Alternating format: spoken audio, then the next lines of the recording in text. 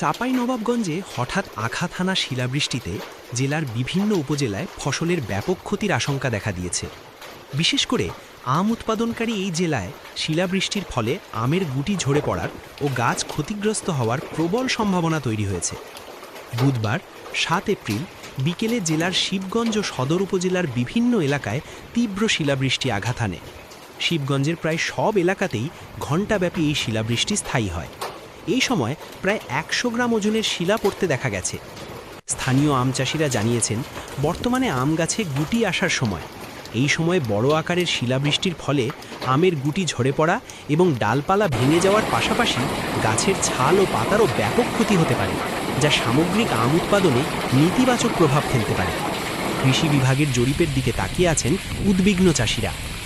চাঁপাইনবাবগঞ্জ সাধারণ সম্পাদক কৃষি অ্যাসোসিয়েশন মুনজের আলম মানিক বলেন চাঁপাইনবাবগঞ্জে হঠাৎ শিলাবৃষ্টিতে আম ও ধানের ব্যাপক ক্ষতি হয়েছে। এখনই ক্ষতির পরিমাণ বা শতকরা হার বলা সম্ভব নয়, তবে ক্ষতির পরিমাণও কম না। টানা ৯ মিনিট শিলা পড়েছে এবং শিলাগুলোর আকৃতিও বড় বড় ছিল।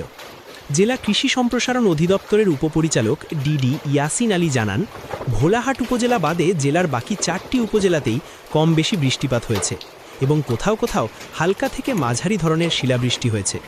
তিনি আরও জানান, সকাল থেকে বৃষ্টির পরিমাণ এবং শিলাবৃষ্টিতে ক্ষয়ক্ষতির সঠিক চিত্র মাঠ পর্যায়ে জরিপ করার পর বিস্তারিত জানানো সম্ভব হবে। আমরা মাঠ কর্মকর্তাদের নির্দেশ দিয়েছি দ্রুত ক্ষয়ক্ষতির পরিমাণ নিরূপণ করতে।